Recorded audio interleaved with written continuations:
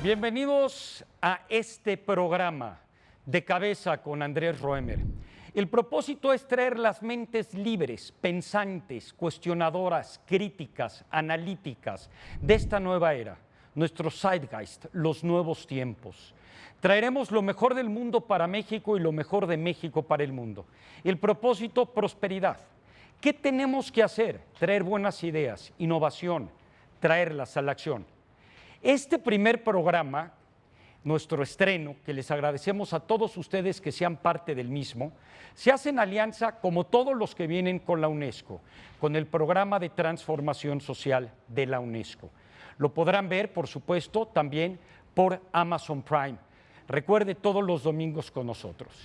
Y para este evento, porque hoy es el programa que estamos a partir del minuto cero corriendo al primer programa, hablaremos del ACDC.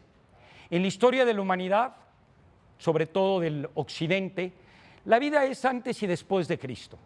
Probablemente la vida familiar es antes y después de tener hijos. Pero en estos tiempos vamos a hablar de antes y después del COVID. Por ello, hoy, como padrinos del programa, le insistí a tres mentes libres, libres pensadores, gente provocadora, gente que no se calla, que dice lo que piensa y hace lo que dice.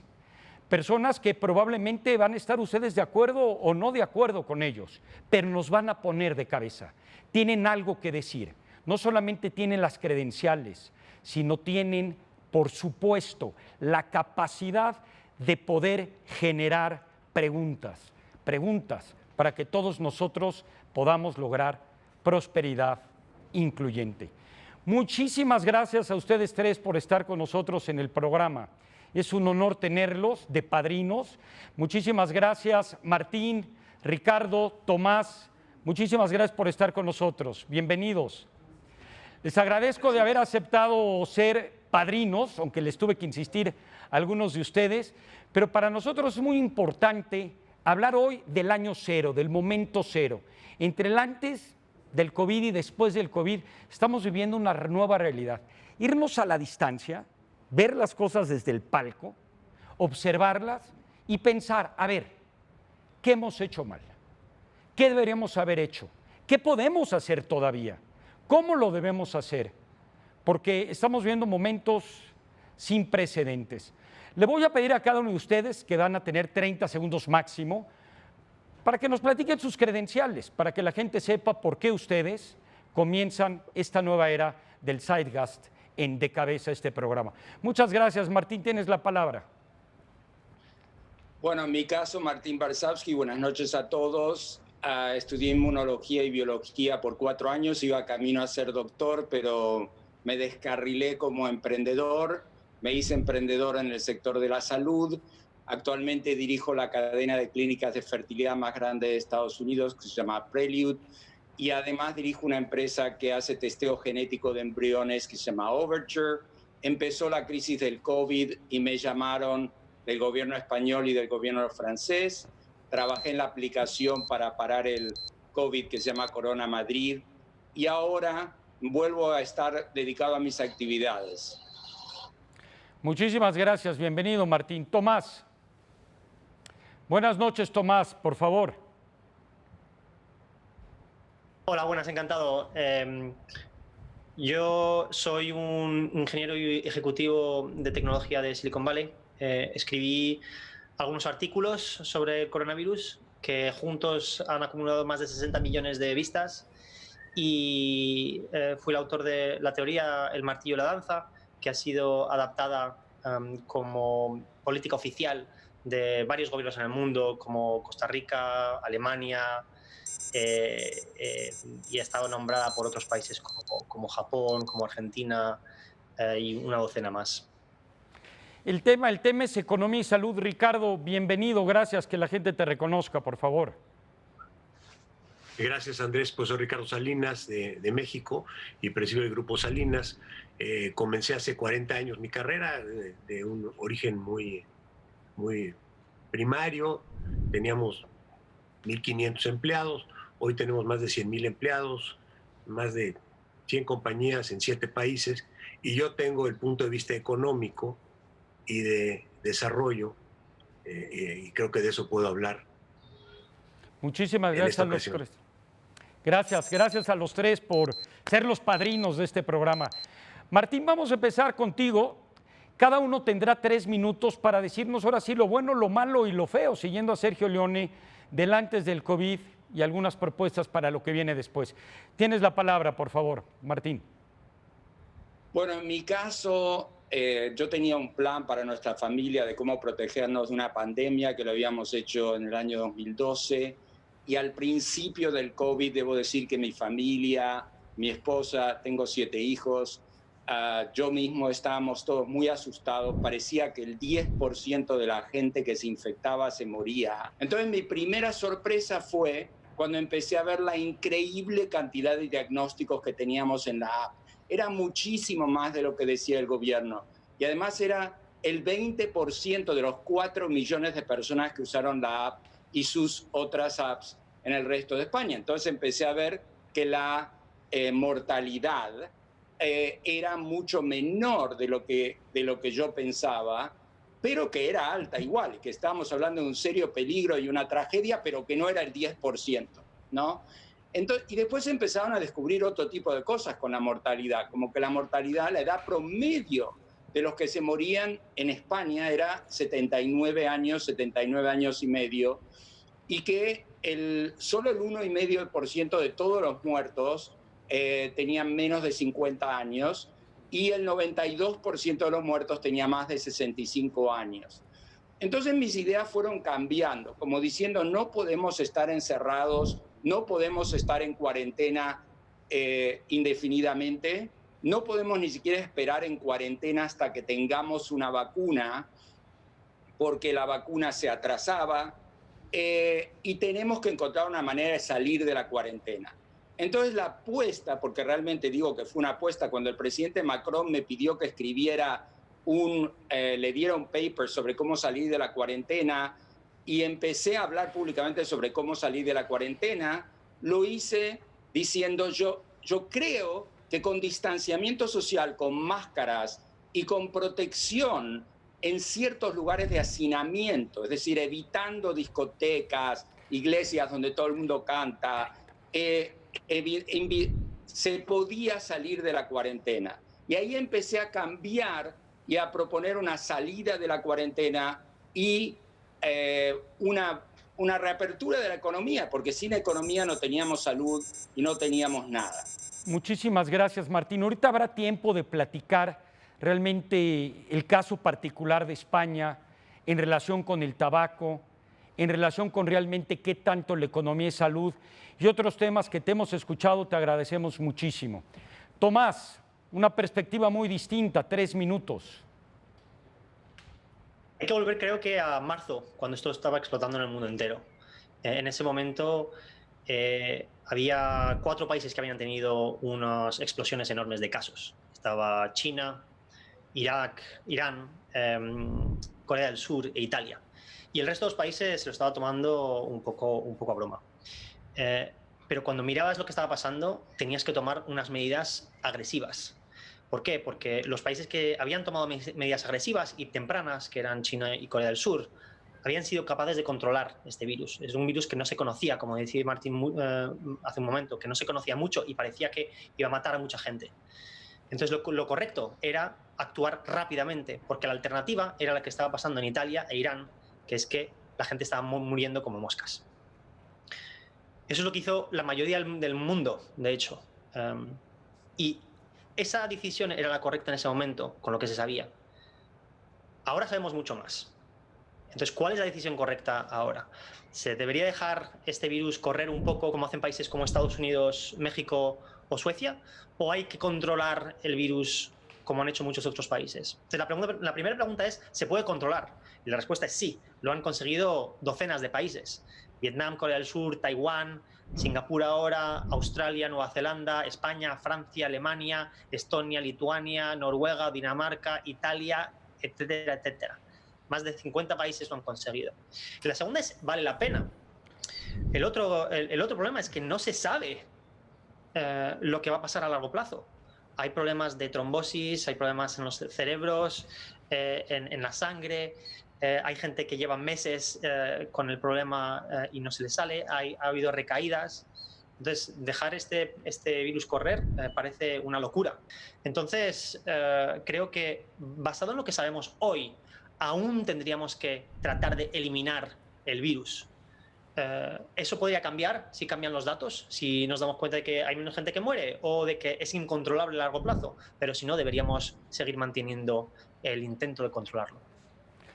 Luego hablaremos qué es esto de controlarlo, si quedarnos adentro o, como dice más bien Martín, salir afuera, valga la redundancia. Y también muy interesante que tú dices que se empezó a morir la gente como moscas. Martín difiere.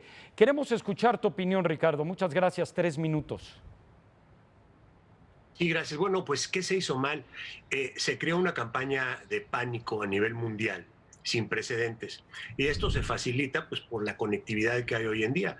Yo creo que es la primera vez que vemos los efectos nocivos del Internet, porque todo el mundo habla de las cosas buenas del Internet y el acceso al conocimiento, pero no podemos negar que también es una forma muy exitosa de sembrar dudas, pánico, fake news.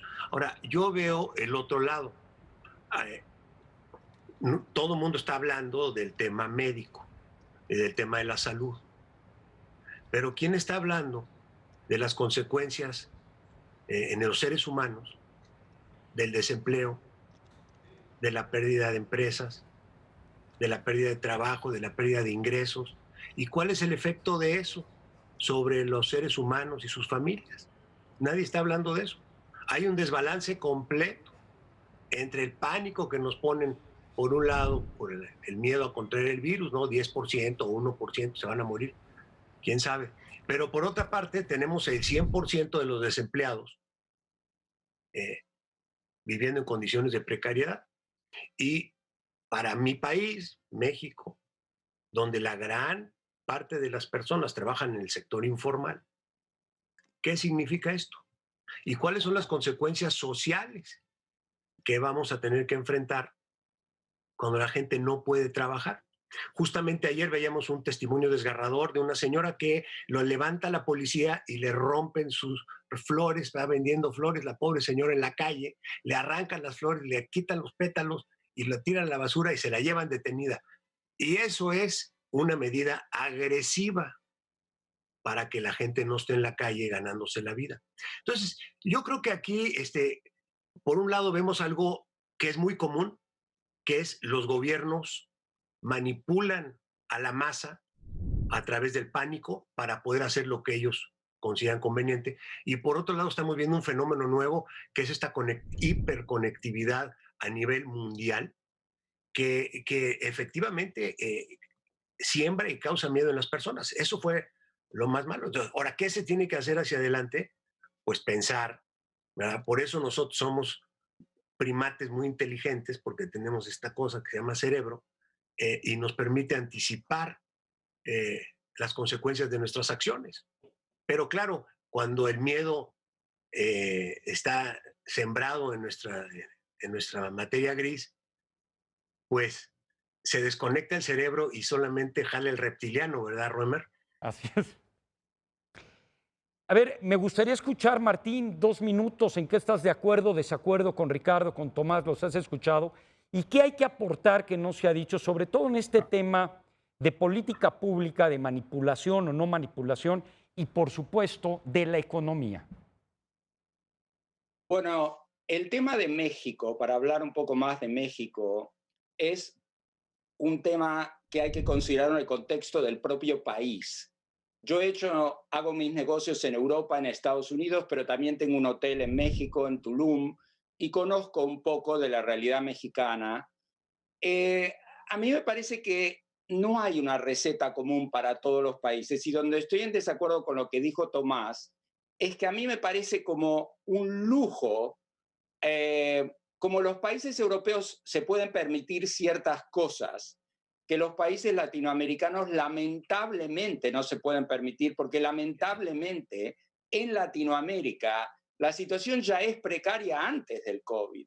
Entonces, hay un montón de gente que cuando uno le dice que se tiene que quedar en su casa, no tiene la casa que uno se imagina y que realmente la protege del COVID, no tiene una vivienda. Muchas veces hay gente que tiene algo que no, en el mundo, en Estados Unidos y en Europa, no sería considerado una vivienda. Entonces, si uno tiene que adaptar la situación para la realidad mexicana y la realidad argentina, por eso yo también hablé mucho en medios argentinos de esto, criticando a la actitud del presidente, que es tan estricta, que lleva la cuarentena más larga del mundo, Alberto Fernández, y no logra frenar el virus por el tema de la precariedad, de lo que en Argentina se llama las villas o las villas miserias, y en España se dice chabolas. Es muy difícil frenar este virus en ese contexto. Ahora, por el lado positivo, si se puede decir algo, es que este virus sí que mata por edad. Es triste, pero sería mucho más triste si matara como la pandemia de 1918, que la edad promedio era 28, no 79. Martín, y ahorita lo voy a hacer con cada uno de ustedes. Se habló aquí de las políticas públicas y lo que infunden. Si bien, y que me corrija también Tomás, de los países que por 1 millón de habitantes más gente ha muerto es en España. Pero si lo comparas realmente con la gente que ha muerto por el tabaco, y también en el tabaco hay gente que fuma y que pasivamente enferma a otros.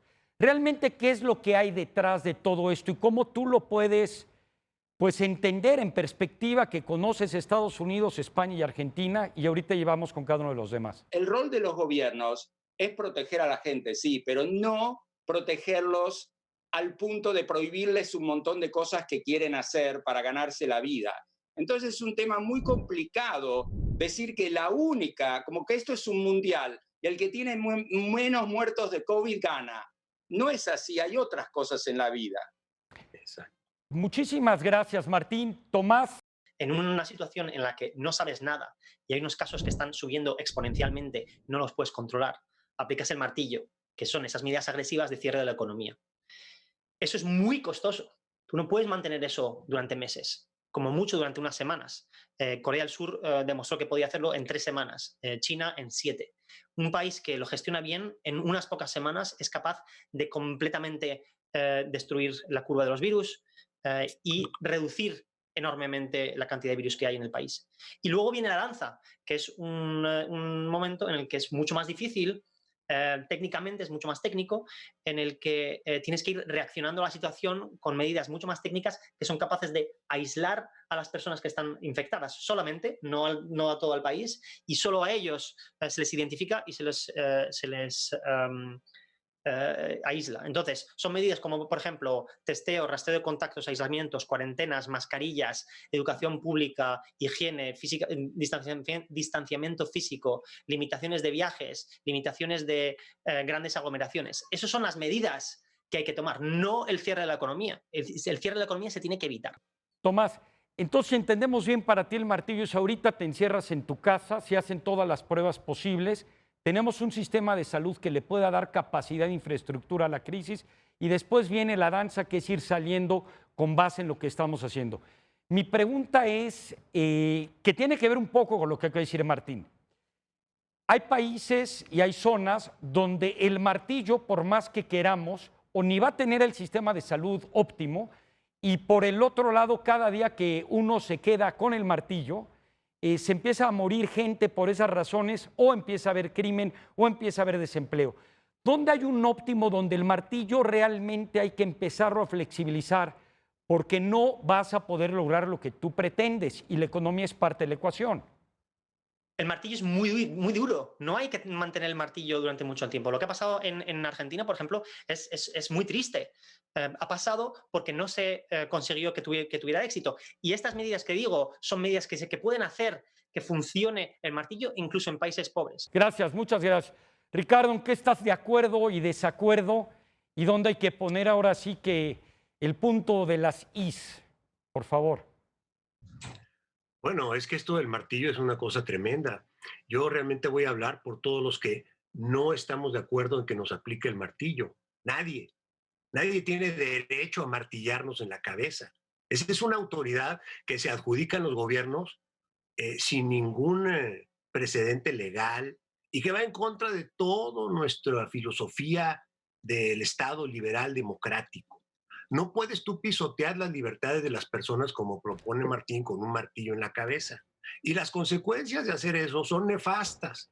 Si bien China y Corea fueron los primeros en usar el martillo, para ellos es normal, porque esas son sociedades autoritarias que se desarrollan de una manera diferente a las sociedades occidentales. Y si algo hemos comprobado a través de la historia, es que los grandes progresos, las grandes innovaciones que nos da Occidente, son creadas precisamente por la ausencia de martillos y por la libertad individual que cada quien tiene para ponerse creativos, proponer soluciones, unas funcionan, otras no funcionan, y eso nos lleva a una evolución y a un progreso constante. Este autoritarismo que le cae encima a millones y millones de personas en todo el mundo es malísimo para el progreso y para el bienestar de la gente.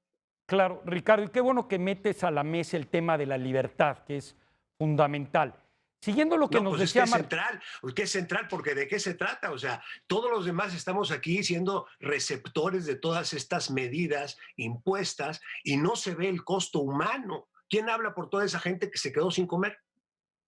y claro, y siguiendo lo que decía Ricardo, es pregunta para ti, Martín, en ese sentido, que además, como política pública de imponerte este tipo de cosas, algo fundamental del virus es que sí discrimina.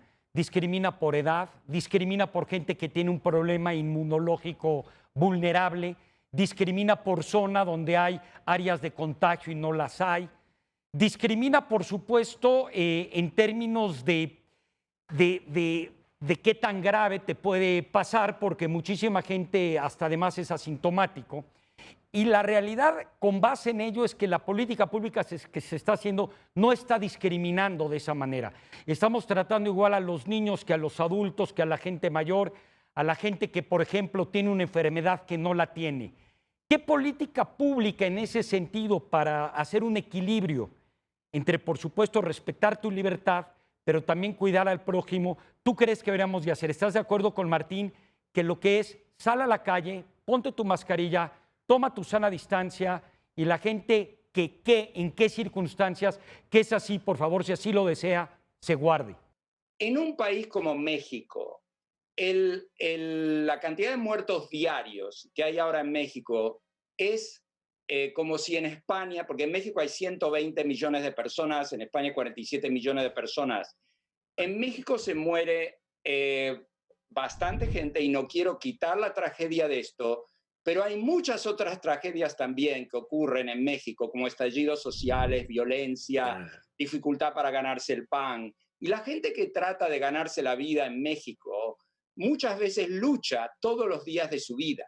Cuando uno, y no tiene la cantidad de meses de ahorro, y México no tiene un banco central europeo que te dice, quédate en tu casa y yo te pago, Sí, claro. como los ERTES en España se llaman ERTES. Si México tuviera todo eso, yo estaría de acuerdo con lo que dice Tomás, pero México no lo tiene. Entonces la realidad de México es que el remedio puede ser peor que la enfermedad. Si uno aplica el martillo en México y encierra a todos los mexicanos, más allá del tema de la libertad y todo eso que lo podemos dejar aparte, pero puramente como, hablando como emprendedor, viendo cómo la gente tiene que ganarse la vida y hablando por lo que sé de temas médicos, me parece que es muy difícil, pero sí se le puede decir a todos los mexicanos que eviten las aglomeraciones, prohibir cosas como discotecas, partidos de fútbol y que usen máscara en el transporte público, pero que el resto vayan a trabajar y hagan su vida. Entonces yo estoy en el medio, digamos, de lo que me parece que tiene que ocurrir en México. Ricardo, siguiendo lo que dice Martín, que te preguntaba, para no echarle más leña al fuego, por lo menos de ese lado, una política de recomendación para que podamos tener un óptimo entre tema de economía y salud. Claro. A ver, claro, todos estamos a favor de la información que nos ayude a tomar mejores decisiones. ¿Quién puede estar en contra de ello? Inclusive nuestro presidente López Obrador ha sido muy enfático en que las medidas que ellos proponían como gobierno eran sugerencias, eran voluntarias. Nunca asumió el presidente la responsabilidad de decir esto se va a hacer así o le martillo en la cabeza. No lo hace. Lo que sí fue que ciertos gobiernos locales, estatales y municipales, eso sí que sacaron el martillo y el látigo y han maltratado mucho a la gente. Y ese maltrato no se lo merecen esas personas. Están tratando de salir adelante de una manera honesta haciendo su vida. Ustedes tres son emprendedores, son doers, han tenido la creatividad, pero sobre todo la capacidad de adaptabilidad. Martín, en muchas de tus empresas, desde la educación hasta la salud, las telecomunicaciones. Ricardo, que has roto varios monopolios y has trabajado en muchas áreas. Tú que eres un gran start-upper, Tomás. Ese es el momento de reinventarnos, lo que sigue. Por favor, Tomás, tienes 1 minuto para concluir, 1 minuto y medio. Gracias. Sí, y parece que tengo muchas preguntas de otros temas que también tengo que tocar. Entonces, rápidamente respondiendo, hay una importante sobre la libertad. Eh, Corea del Sur no es un país autoritario. Taiwán no es un país autoritario. Europa no son países autoritarios. Todos ellos han conseguido controlar el virus y no son países autoritarios. Y la parte que es importante entender es que esto no es una cuestión de la libertad que tú tienes de hacer lo que quieras, sino la libertad que tienes de afectar a otros. Por ejemplo, ¿podemos ir a 200 kilómetros por hora en la carretera? No. Es una cuestión de libertad individual, sí, pero también es una cuestión de cómo puedes afectar a los demás, cómo los puedes matar. ¿Tienes la posibilidad de propagar el SIDA libremente? No, porque cuando tienes sexo sin protección puedes afectar a los demás y eso es un problema. Eso es lo que pasa con el coronavirus. No es una cuestión de libertad individual, es una cuestión de coordinación de grupo. Y ese es el rol del gobierno. Cuando tienes problemas de que el incentivo de unos es un problema para otros, los tienes que coordinar. Y luego, no, yo no estoy diciendo ahora que haya que aplicar el martillo. Eso era antes. Ahora no hace falta, porque sabemos lo que hay que hacer para controlar el virus sin el martillo. Sabemos que si haces test, rastreo de contactos, aislamientos y cuarentenas, con eso reduces enormemente la cantidad de casos. Si tienes mascarillas y todo el mundo las llevas, enormemente. Higiene, salud pública, esas cosas son las que se tienen que hacer. No son tan costosas. Y luego ves un país como México, por ejemplo, que ni siquiera lo está intentando. Yo creo que si uno se pone demasiado duro con esta pandemia en los países en vías de desarrollo, donde no se le paga a la gente por quedarse en su casa. Si uno le pudiera pagar por quedarse en su casa es otra cosa, pero en países como México, yo creo que México no podría respirar si le aplicaran el martillo, pero estoy contento que Tomás está de acuerdo y que no está diciendo que eso es lo que tiene que hacer México. Ricardo, 2 minutos para contestar o para hablar del futuro, lo que tú digas. Bueno, por supuesto que lo primero es que hay que salir del pánico. Yo todavía me sorprendo muchísimo porque veo que hay como un 20 o 30% de las personas por las encuestas que tenemos, de que todavía están en pánico resguardadas en sus casas y no salen. Me parece que el pánico siempre ha sido un muy mal consejero y particularmente en una cosa como esta, pues es una cosa totalmente inconveniente. Luego, entonces tenemos que continuar pensando y utilizando nuestra mente, que es nuestra herramienta más poderosa para esto. Segundo, el problema económico que se nos viene es épico, compañeros, porque esto de que, los alemanes nos prestaron o la Reserva Federal, pues claro que no. Esto es la más pura y burda inflación. Mi amigo argentino sabe perfectamente cómo funciona esto. Es hacer dinero falso. Falso porque no hay nada que lo respalde. Entonces, por eso la Reserva Federal creció su balance pues, de 3 trillones a 6 trillones y el Banco Central Europeo otro tanto y el Banco de Japón otro tanto y el Banco de Inglaterra otro tanto. Pero el punto fundamental es que esos costos los vamos a pagar entre todos. Y ese es el problema macro. Y el problema micro es que muchas empresas cerraron y no van a volver a abrir más. Porque es muy fácil destruir. Usted tiene un vaso, lo quiebra en un segundo, pero para hacer ese vaso, la cadena de fabricación que hay atrás es tremendamente larga, compleja, difícil.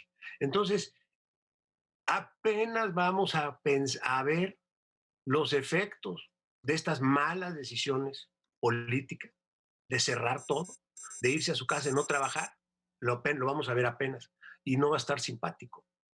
A los tres les agradezco infinitamente esta riqueza de ideas. Nos dan y nos dejan muchas preguntas, nos aportan para pensar sobre el miedo, por qué lo sobreestimamos de esa manera cuando entendemos las estadísticas, pero por supuesto también los riesgos, sobre las políticas que hemos hecho bien o mal, por ayudarnos a entender que cada contexto en la política pública y en las propuestas debe ser diferenciado, reconocer y enfatizar lo que significa ser libre, la importancia, por supuesto, y vital de tomar la precaución sin generar esto de una manera equívoca y exagerada, y muchas otras ideas que han salido de este ACDC. Para mí, Andrés Roemer, un honor haberlos tenido de padrinos y pidiéndoles de favor que me permitan invitarlos a muchos otros programas. Tenemos mucho que aportar al mundo. Muchísimas gracias por su presencia, muchísimas gracias a la UNESCO por ser socios de este proyecto tan importante con ADN 40. Tengan una muy buena noche a los tres de ustedes. Gracias.